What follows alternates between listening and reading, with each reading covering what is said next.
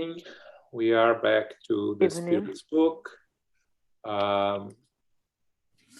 We are on what number of chapter again?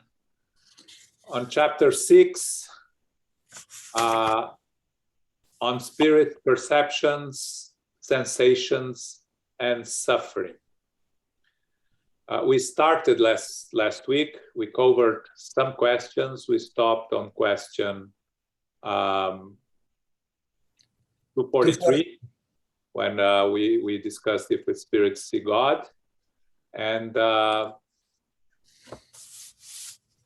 we are going to start on question 244 now. Okay, so Philip. 244. Do spirits see God? Only the highest order spirits see and understand God. Lower spirits are conscious of and can feel the Creator. When a lower spirit says that something is permitted or forbidden by God, how does it know that this is really an order from God? It does not see God, but it feels divine power. It feels a sort of intuition, an invisible warning that commands it to refrain from completing certain actions. Don't you sometimes feel a mysterious feeling commanding you to do or not do something? It is the same thing with us, but at a higher degree. A spirit's essence is more subtle than yours. They are better equipped to receive divine warnings. Are divine commands directly transmitted to each spirit by God or through other spirits? Those commands do not come directly from God.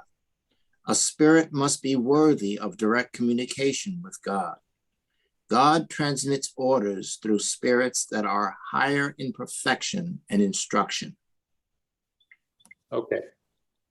So Kardec, I think Kardec aims high here, right? Asking if spirits see God. We know that the word "see God," it's a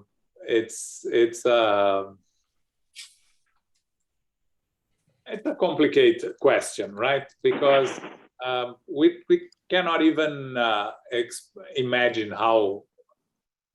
What are we seeing? We are seeing the creation. And I think that's as much as we can talk about seeing God. Of course, the perfect spirits that work in direct connection with God may be able to see God, but I don't think that's the right word. Yeah, I agree with you. Yeah, I think that they probably have a different denomination on how to see God or whatever that means. So when on item A, Kardec says that a spirit can feel divine power. We know that we all have God inside each one of us. We are God's creation.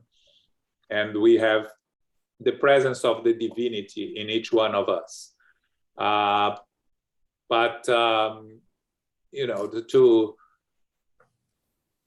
know if it comes from God or it doesn't come from God, we should just actually focus ourselves on, does it come from evolved spirits or it does not come from evolved spirits? Because I think that's more realistic to us. And we can understand if an inspiration comes from a more evolved spirit, it will be always a guidance, will never be an order. So if we have few spirit telling us to do this or to do that, we can be sure, even if it's very nice words, that it doesn't come from an evolved spirit. Because an evolved spirit will only inspire, will never command.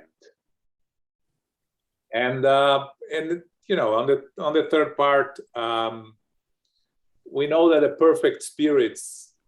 perfected spirits work in direct connection with God. So everything comes through them and follows the line until it gets to us through spirits that are more connected to us, like a guardian angel or protecting spirits. So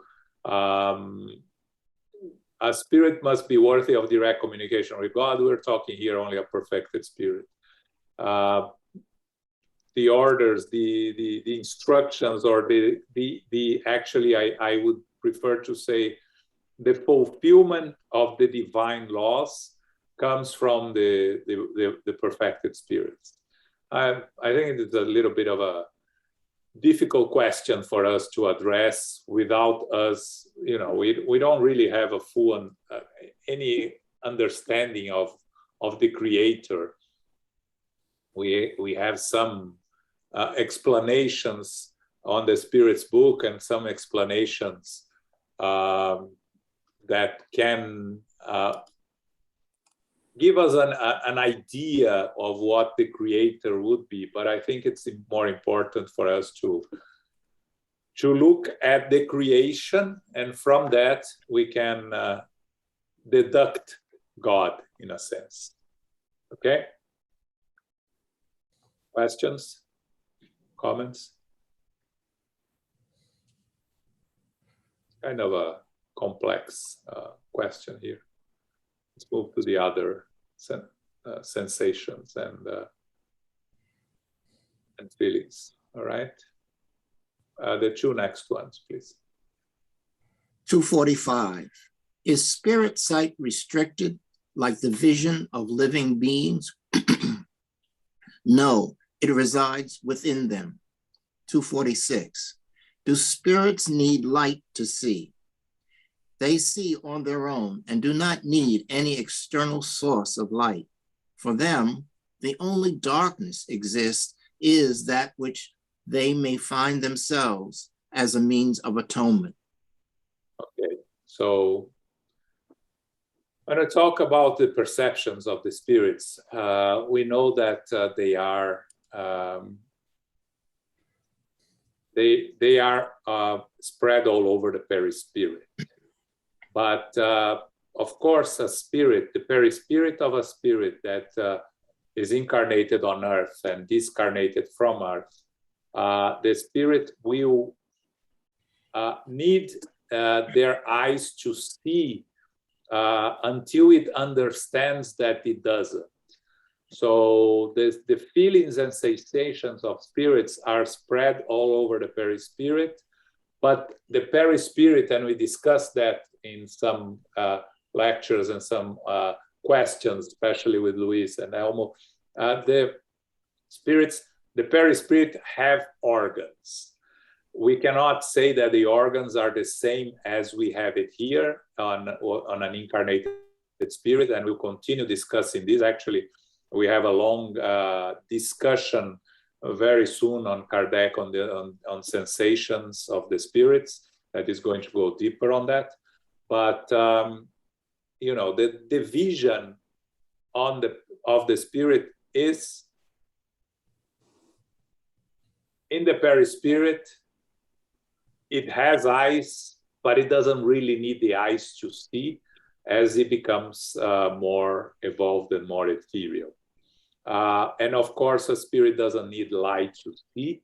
The same way a spirit doesn't have sensations of warm and cold similar to ours. They have the sensations are in the mind of the spirits as a recollection of their incarnations. But there is light in the spiritual world, as we know. André Luiz describes it in the books, right? But the spirits don't need to the light to see. The more evolved spirits emanate their own light, and actually, very early in the book The Messengers, when André Luiz is going through the lower zones, entering the lower zones, the mentor, the guide that was taking him, that I don't remember the name, tell him and his companion at that time to dim their own light, to not to mix with the spirits. And it's something that they use, André Luiz uses in all his travels to the lower zone. So they really don't need the light to see. They emanate their own light that will allow them to see. That's the best explanation we can give. Okay.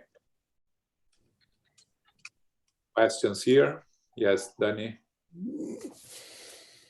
So their ability to see is related to the characteristic of their perispirit, and not, or it has also a relationship to the dimension, like the dimensions, it's different, because if a spirit that has its own light, like the one you're saying, that they needed to dim their own lights, if they are next to us, we won't see it, right?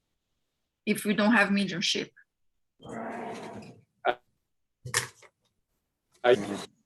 When we're talking about spirits next to us, we won't be able to see because it's a different plane of existence. But even to each other, spirits, less evolved spirits can only see more evolved spirits if they make themselves visible. Otherwise, they cannot. You can always see spirits that are below you, but you can only see spirits that are above you in the spiritual world if they allow yourself to be seen, themselves to be seen. Okay? We will discuss this more in this part here later here. But the spirits in the spiritual world at different planes of existence are visible to each other according to their own level or below their level. Okay? Make sense or no? So it is related to the dimension, like to the plane of existence. So yeah, but we're not talking about the incarnated ones. Okay? But let's not mix the incarnated ones. But even spirits that are discarnate and living in different plane of existences, they cannot see necessarily each other, like only yes, from top only to below bottom. Yeah, only below them, not above them. So it somehow relates to the plane of existence, like yes. or they are their own source of lights, like light bulbs. They switch on and off if they. I don't think light bulb is a good comparison. And I know the spirits make themselves visible when they want, and because the perispirit is very malleable, they can control the luminosity of their perispirit according to their degree of evolution. The more they evolve, the more they are able to learn and to control their visibility. It is the same thing with a thought. The spirits can communicate through thought, but they need to know how and understand the process to be able to. Until they are there, they will communicate through normal speaking, right? Talking. Okay. So it depends. Always depends on the degree of evolution of the spirit.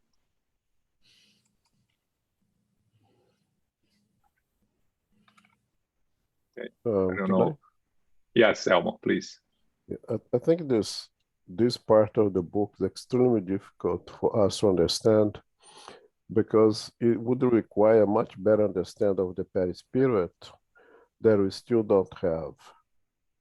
As you said, in the books of André Luiz speak of this kind of spirit, and we see that in our innership meetings, that the spirits will complain of very specific parts of the body, of very specific organs of the body, of the perispirit in pain or something like that. And we understand that there is specific parts of the perispirit associated with the specific organs of the physical body. Can you call that area, those parts of the perispirits, an organ? It's debatable. As if someone chooses to call it, I think it's acceptable. If someone chooses not to call it, we prefer to call it parts of the spirit, of the perispirits that is associated with vision, parts of the perispirits that is associated with the digestive system. I think at our level it's better. But if somebody chooses to call it an organ, it's completely acceptable. This topic is so difficult because see how we reverse things here? The questions and answers deals with the ability of the spirits to see. And we already reversed as in the ability of the spirits to be being seen. It's two different things, right? All the question and answer here is, can the spirit see? And we reverse that. Can the spirits be seen? I think one way that we can try to understand is the same way that you have this big demarcation, a differentiation of the material plane and the spiritual plane. Imagine if the spiritual plane also has its own demarcations. And those demarcations are marked by the level of vibrations of the community of spirits that live in that area in the spiritual world, so to say. So higher order spirits will vibrate at one level, lesser order spirits at one level, and inferior spirits at a different level. In each one of those areas, in each one of those areas of vibration, they will be able to see one another easily. But when a spirit of a higher vibration goes to a lower vibration to assist, to teach, to whatever, it will make itself visible upon its own wish. Otherwise, it's not going to be seen. The same way that we cannot see this kind of spirits that are right next to us because of different vibration. You can just imagine the spiritual world being subdivided at different levels of dimensions as well, in accordance to the quality of vibration of the spirits the community of spirits in that demarcated area of the spiritual world, so to say. And it's very important that you do not reverse the question. The question is, can spirits see? Yeah, they can see. How do they see? With the perispirit, basically. Is that a specific organ? As much as we know, no, there is not any specific organ of vision, but they see with the whole perispirit. How is that? We don't know yet.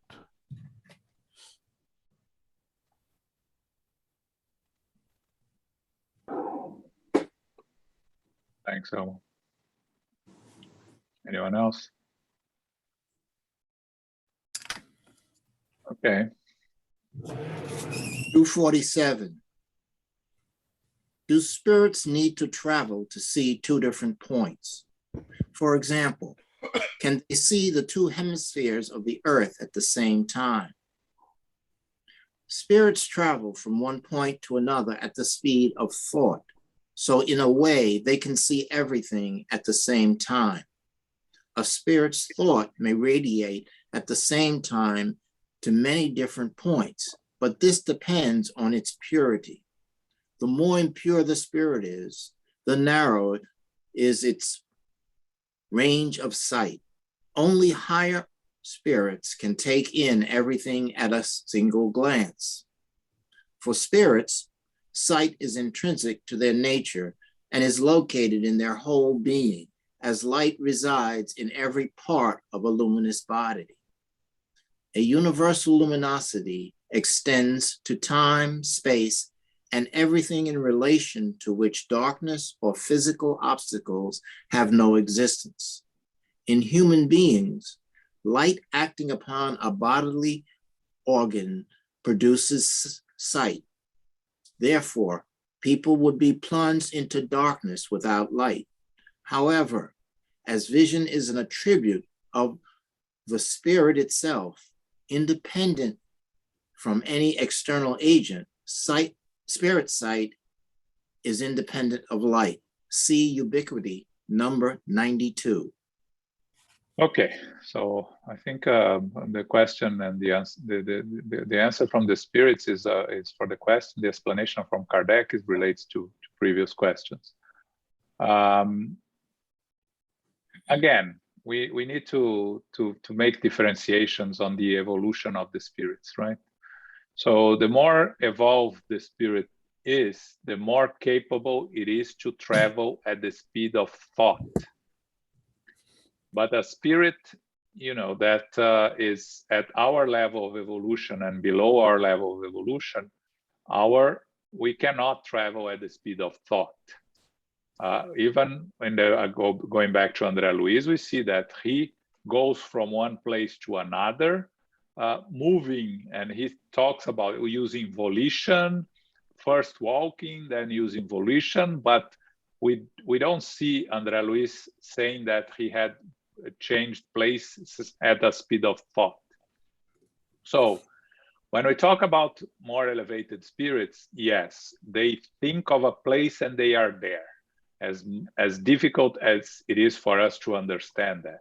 So in a sense, when you think of a spirit, thinking of a perfect spirit, thinking of Japan, immediately it finds itself in Japan, and then it thinks in New York, it finds itself back in New York. So it is seeing both places at the same time.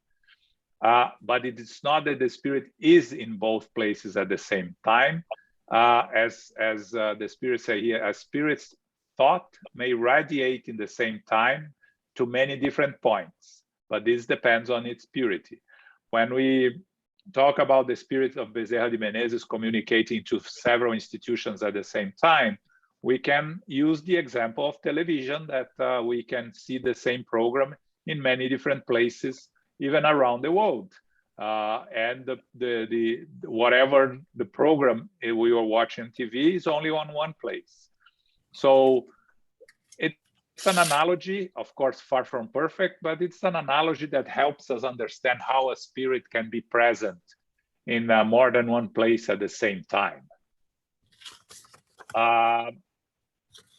But it depends on the evolution of the spirit. At our level of evolution, we can barely see what's around us. And for us to move, we have to move, really move. We cannot move at the speed of thought because we don't know how. We cannot even, this expression volitate, which is what André Luiz learns later. We see in Solar that it takes, in the beginning, he takes the bus, then he walks, and then only on the other books that he's going to start to volitate, right? So it's a process, and the process to reach a level that you can travel at the speed of thought, it's way above where we are today, and I don't know exactly when. And then the explanation by Kardec, it goes back to the light and the ability of spirits to see, right? That spirits, vision is an attribute for the spirit itself, independent from any external agent. So spirit sight is independent of light. Okay, I think it's more of what we already discussed. Okay, questions, comments here?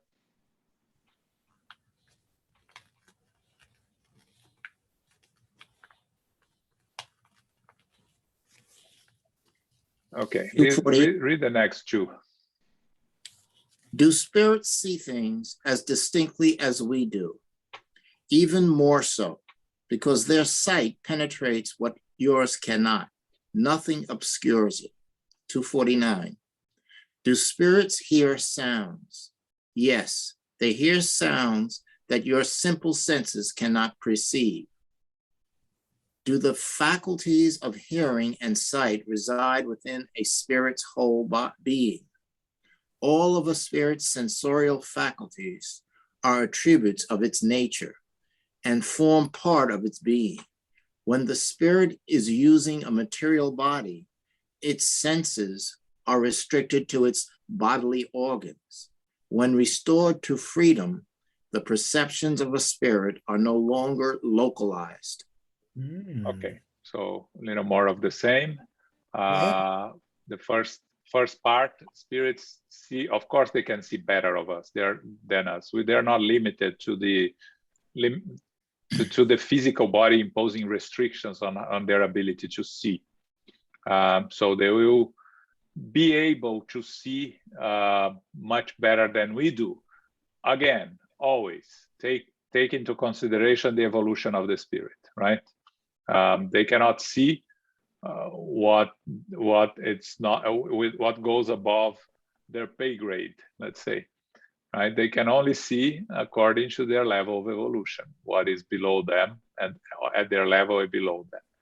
And then, you know, in terms of hearing sounds, of course, the spirits can hear also better than we can. But one thing is important here to remember, for us to remember, and this is going to come back later, is the fact that they can see better and they can hear better doesn't mean that they see and hear everything at the same time. Because like we hear, and we always use the example of, you know, we walking down one block on Fifth Avenue, pre-pandemic, when you had 1,000 people walking up and down Fifth Avenue. And, you know, of 100 people that you cross in one block, how many people you heard talking about anything? Maybe one, maybe two. They're all talking. You're not paying attention. It's not important. It's not relevant. So think of the same way as spirits. They will see and hear what matters to them. What doesn't matter to them, they won't pay attention. So they won't see and hear. They can if they want. So the same way that, you know, you are walking there and you focus, there is a couple talking, and you start following them and listening to their conversation because you want to hear them. That's your choice. And then you will hear their conversation. But if you don't want to hear, if you don't want to pay attention to, you are immersed in your own thoughts, you're going to walk one block and not remember anything that was said by anyone unless someone starts screaming or making a scene and calls your attention. So it's the same thing with the spirits. That's the best way for us to understand why the spirits are not really paying attention to us as much as people are afraid of. Okay. And then it talks about, again, what we discussed, what Elmo covered. Here in sight reside within a spirit's whole being. When the spirit is back into the spiritual world and restored to freedom, the perceptions of a spirit are no longer localized. Of course, the spirit may not know that and may think that their organs of the perispirit are still the instrument that they will use to hear, to speak, to see, and etc. But it's not really the case. Okay. Okay. Comments, questions here? Oh. Okay. Next. 250. As the perceptive faculties are attributes of a spirit's nature, can it withdraw from their action? A spirit only sees and hears what it chooses to see and hear. Interpret this in general terms, and mainly with respect to higher spirits. Imperfect spirits are compelled to see and hear whatever may be useful for their betterment, often against their will. Okay, so the first part we discussed here, right? Actually, I mentioned the spirits choose to see and hear, only sees and hears what it chooses to see and hear. And, you know, you apply this to higher spirits. And then the spirit says that less evolved spirits, imperfect spirits, are compelled to see and hear whatever may be useful for their betterment, often against their will.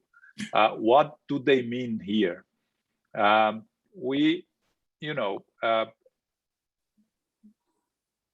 in the spiritual world, and we are studying the book Liberation, we had a very heavy chapter that we discussed on Sunday, and we see suffering spirits there, deformed spirits, the deformed perispirits, struggling spirits, and they are all seeing and hearing what's going on around them.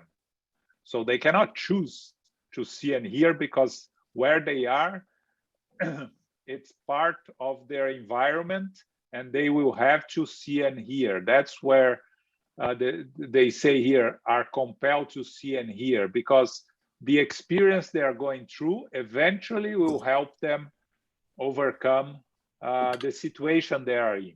So it's in that sense that our free will to see, hear, and manifest ourselves is constricted according to our degree of evolution and according to the divine laws.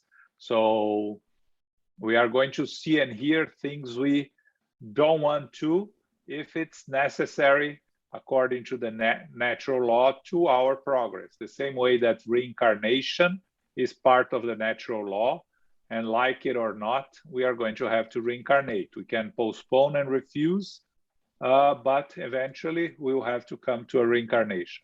So that's what they're trying to imply here, the spirits, in terms of compelled to see or hear. Okay? Comments, questions? No? All right. I think the next question, I'll ask Ricardo to comment. Are spirits sensitive to music? Are you talking about the music created on earth? What is it in comparison to celestial music, which is of a harmony that has no comparison on earth? Comparing the two is like comparing the wail of a savage to the sweetest melody. Lower spirits may enjoy your music because they are not yet able to appreciate anything more sublime. Music is an endless source of pleasure for spirits due to the impressive development of their sensitive qualities. This, of course, is in regard to celestial music, of which the spiritual imagination can conceive nothing more divinely sweet. Okay, so when we're talking about music here, we read, and of course, when Kardec asks this, we need to remember that we are here in the middle of the 18th century, and the music that they have popular music in the 1900s. Of course, there was always popular music in the world, but the classical music is the more elevated type of music that existed at that time, and still it is today. And I actually, when Glaucio gave a lecture about music some weeks ago to the United States Spiritist Federation, I asked him, because we consider the classical music to be the more elevated music, but I was asking him, well, do you see anything else besides classical music in terms of an elevated music? And he said that yeah, he imagines that there will be, but we can only talk about a rudimentary notion of what is this elevated music in the spiritual world. We can't really fully understand with the best of it we can understand here is some sort of elevated music that for each one of us have different meanings, but of course, if we are a bad copy of the spiritual world, we can only imagine that the spiritual music is much more enlightened than the music we have here. Okay. And actually, we lost Ricardo. I was going to invite him to talk a little bit, but we lost him somehow, or maybe he didn't want to talk about it. Okay. Comments, question. Fabio, maybe you comment about music. You are involved with musicals. Yes, I read that question and the answer. I think it's a little bit more complex than that, but I wish Ricardo was here. I wish I could hear his explanation or his views on this.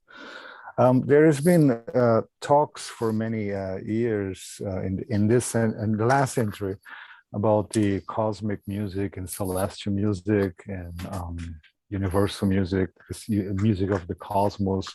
And it might be what they're kind of referring to here when this was written clearly. They didn't have that knowledge or they didn't have that interest in exploring what music could be coming from the cosmos. But yeah, that's pretty much, I think given the level of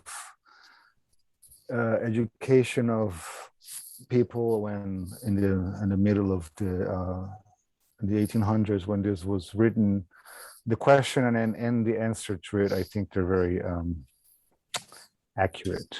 You know, if this was posed again today, it will be a different answer. And but I think for the purpose of the book and the purpose of the study here, I think this is pretty good.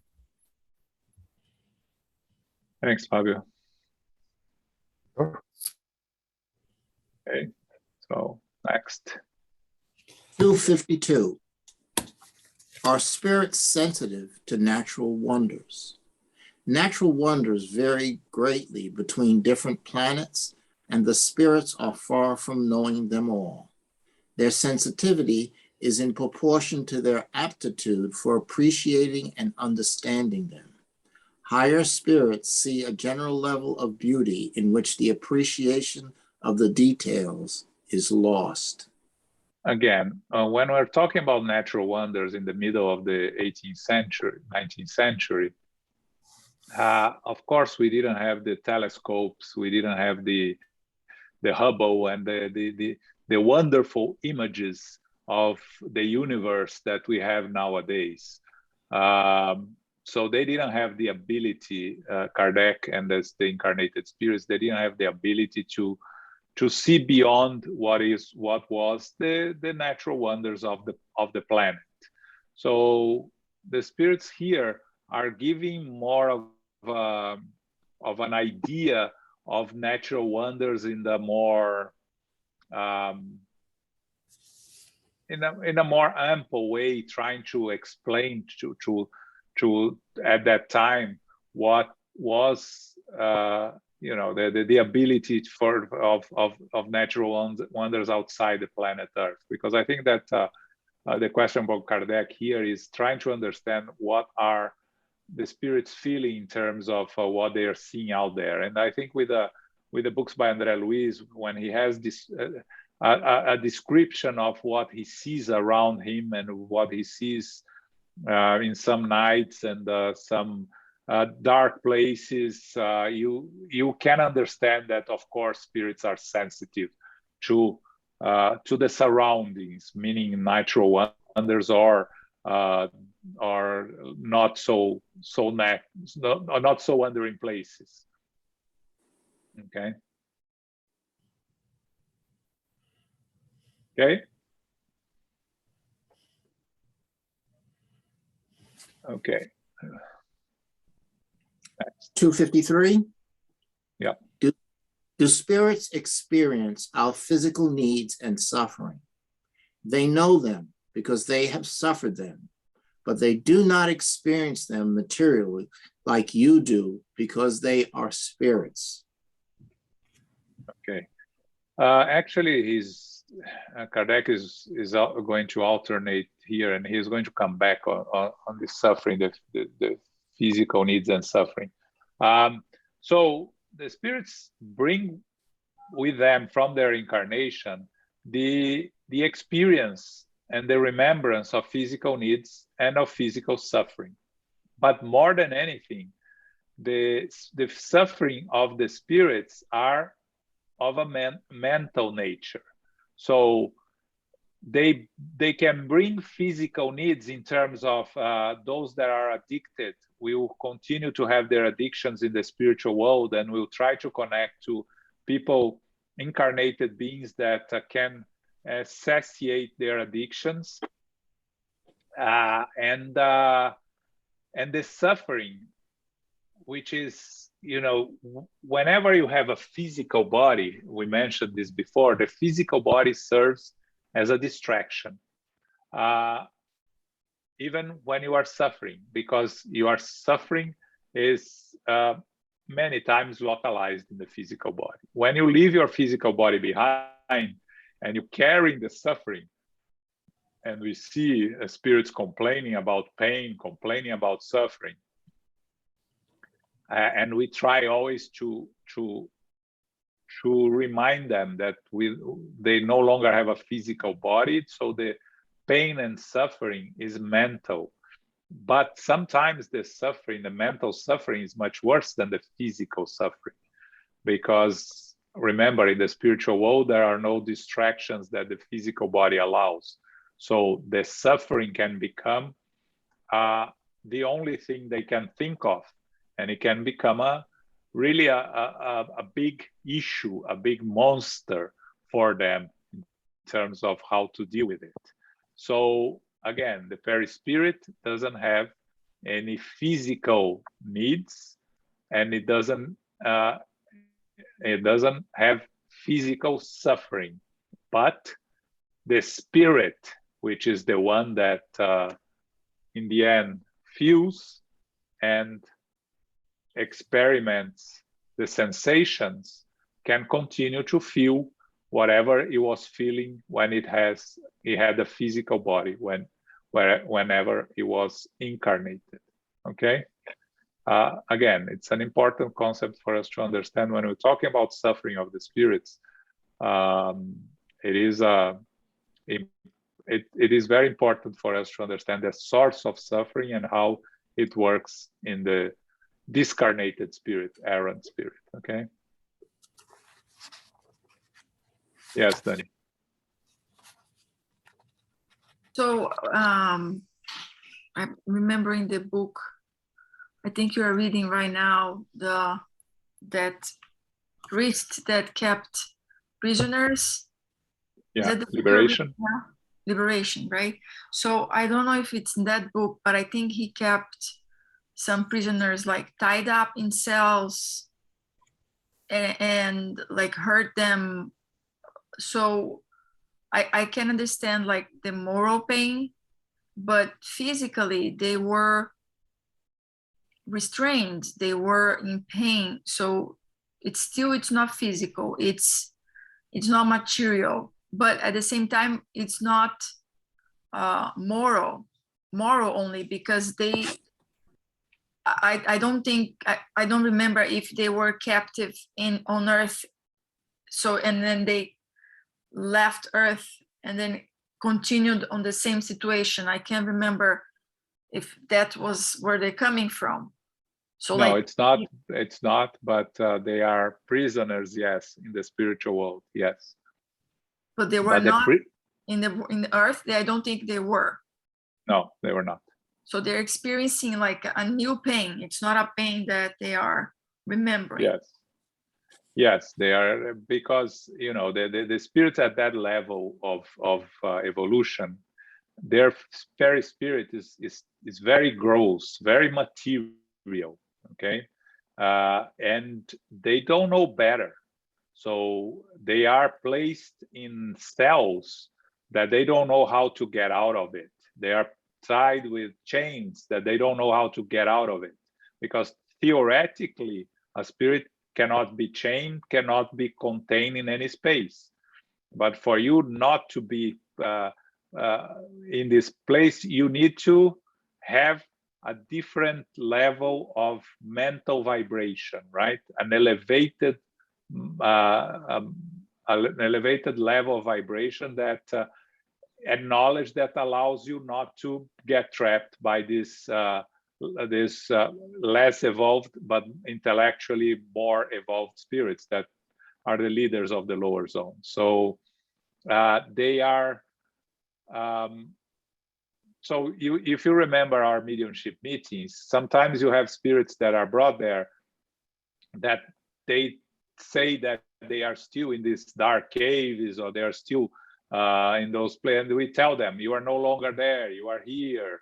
And it takes a while, and sometimes they cannot understand how they got away from there, how everything changed, because in the end is their mental state that places them in those places and keeps them in those places.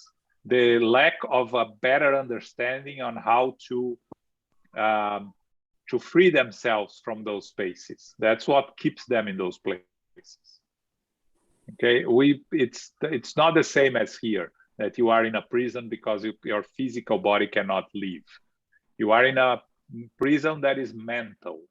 Okay, Elmo. Yeah, I hope I won't make things even worse, because this can be complex. And I think the last chapter that you read on the book Liberation just this past Sunday leaves that clear, that indeed their pain that they feel, the being tied up, it's really material. The same way they have spirits that come to us and say, my head hurts, I still see the blood, the thing. We cannot tell them, no, it's not real because you are dead. No, it is real for them. Absolutely, it's real for them. But indeed, the genesis, the reason that they go to that hardship, that they feel that, so physically speaking, is moral. It is the guilty. And that previous chapter just read Sunday leaves that clear, how the ones that slave, the ones that imprison and abuse and torture them over there, utilize exactly the guilty. And you see in that chapter how the judge pounds and pounds the guilt feeling on those individuals, to the point that they become subjective to hypnosis. So although indeed they feel as real material pain, although the perispheres are extremely gross, materialized, because of the level of involvement, because of the guilt, the real genesis that they go to that struggle is indeed of a moral issue. Once they start to elevate a little bit more, when they start to at least think, maybe God can give me a break here, they become susceptible to be helped. And you see that in that chapter, how the masters, so to say, of the lower zone are extremely smart and really keeping those individuals in a perpetual state of guilt feeling. So they are really treated as a slave. They have no escape until they start to vibrate a little bit higher, or they start to consider a little bit that perhaps there is a God that could help me.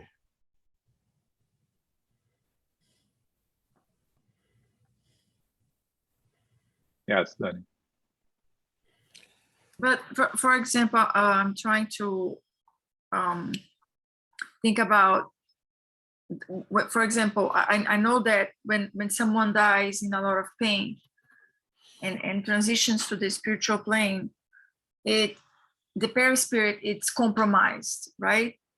So they go to hospitals, they are treated, and they are feeling still that physical pain, or they can't see because they were blind, but they could see, they don't know how to use it, or they need to go through a process to go back to the healthy state of their spirit again.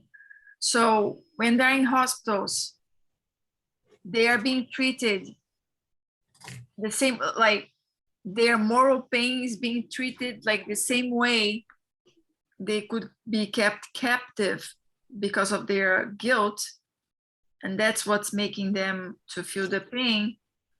So in the hospitals, they would treat they give them things to drink, they give them broth, Medicine. so right, so Yes, it's yes. physical as well, but at the same time they are treating the guilt or whatever it's making them suffer. Yeah. So it's mature in a way that the perispirit is sick. Yes, but it's a two different things, the guilty and the period of adaptation that we go through when we discarnate, as we spoke very properly. So if I, and we had a case that I can use of someone that we knew that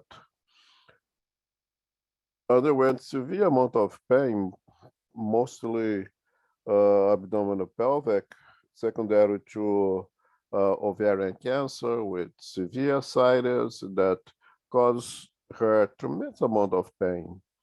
And it was a few months after her discarnation that she gave a communication questioning, why do I still suffer so much pain if I no longer had that physical body, right? She was still, a few months later, going through the adaptation of completely freeing herself from all the impressions impressed in that perispirit. There, with treatment, as I said, we'd receive treatment, we'd receive medications, we'd receive passes, whatever they treat. Slowly, that person would be free of those impressions that was imprinted in the perispirit from the physical body, and would be free of it because she didn't have a guilty to deal with. So that is something that would go away in a short period of time, a few months, right? Now, assuming, let's say that I was a priest that abused young children, that slaved people, and I end up in the lower zone at the hands of one of those masters over there. I have tremendous guilty, and they would pound that guilt upon me time after time. And instead of receiving treatment, they will give the opposite. They would inflict more pain. They will inflict more pain. It's the reverse of what you are suggesting. So if I have a heart attack and I die of, with chest pain and end up in the spiritual world, especially if I do not understand very well our spiritual nature, I may continue having that chest pain for some time until I readapt myself to live in the spiritual plane, free from the impressions of the physical body. That will go away in a matter of time. If you know, if you understand, better. If you have the merits to go to a hospital where you'll be rapidly assisted, it'll be faster, right? If you are well spiritualized, it will be almost instantaneous. You may have a heart attack and die in the spiritual world and not feel any, because you have higher spiritualized, so you disconnect from matter immediately. And the impressions of matter does not affect you anymore. But for us, average spirits, yeah, you carry that impression for some time, but that is different. You'll be treated, it will be over. In the case of those spirits being tortured in the spiritual world, is the opposite. Instead of being treated, they throw more vinegar in the wound.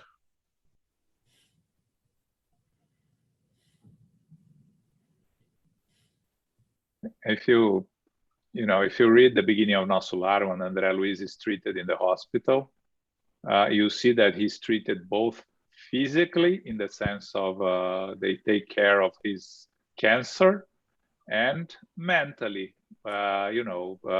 when they talk about him, of what happened to him, of his struggles, and he asks why he's been called a suicide, and they explain. So they are doing both treatments at the same time. They are doing a physical treatment because that's what André Luiz understands at his level of evolution. He doesn't understand that he can be treated only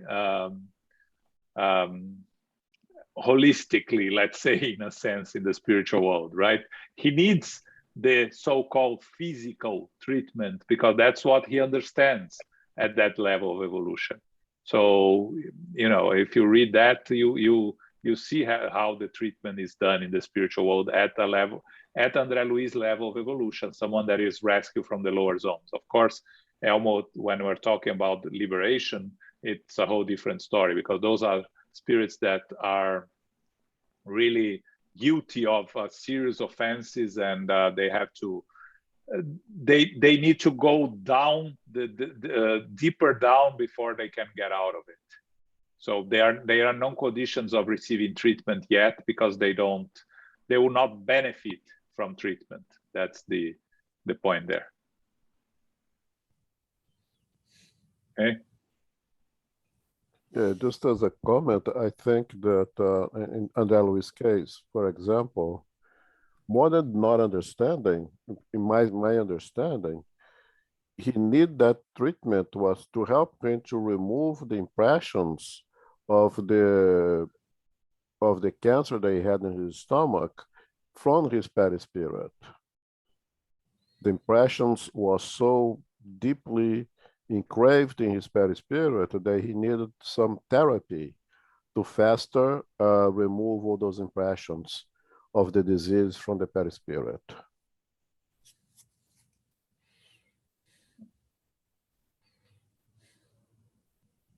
Okay.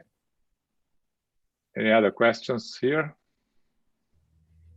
I think we have 2 minutes left. I think we're going to stop here.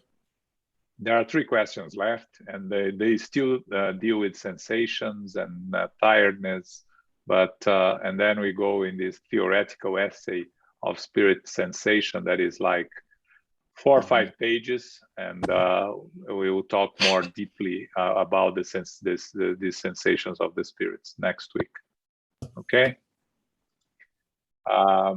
So this Saturday, we have a lecture by Alex Alves from a Spirit Center in Orlando, and he's going to talk about know thyself, which is one of the phrases we see and listen most during our studies of Spiritism, right?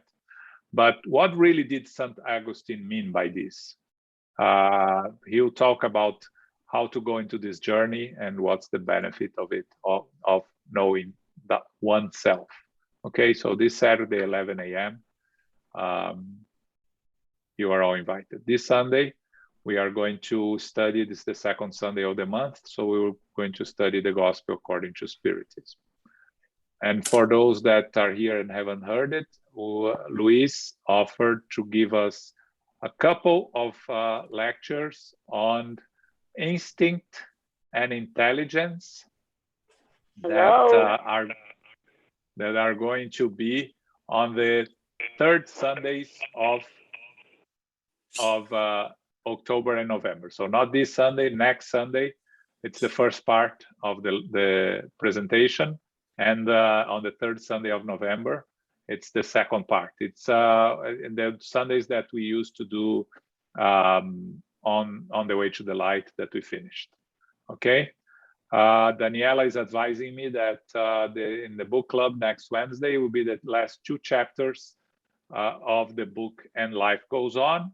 And if you want to study a new book on the next week after that, they will start studying the book Renunciation that we mentioned many times here about Alcyone and her journey from a more evolved planet to Earth to help her loved ones. It's a beautiful book that is one of the incarnations of Emmanuel, a more recent one, because it takes place, I think, on the 16th or 17th century, if I'm not mistaken. And if I'm not mistaken, Emmanuel is Father Damiano, but I'm not. Yeah, that's it, Daniela. Yeah, okay.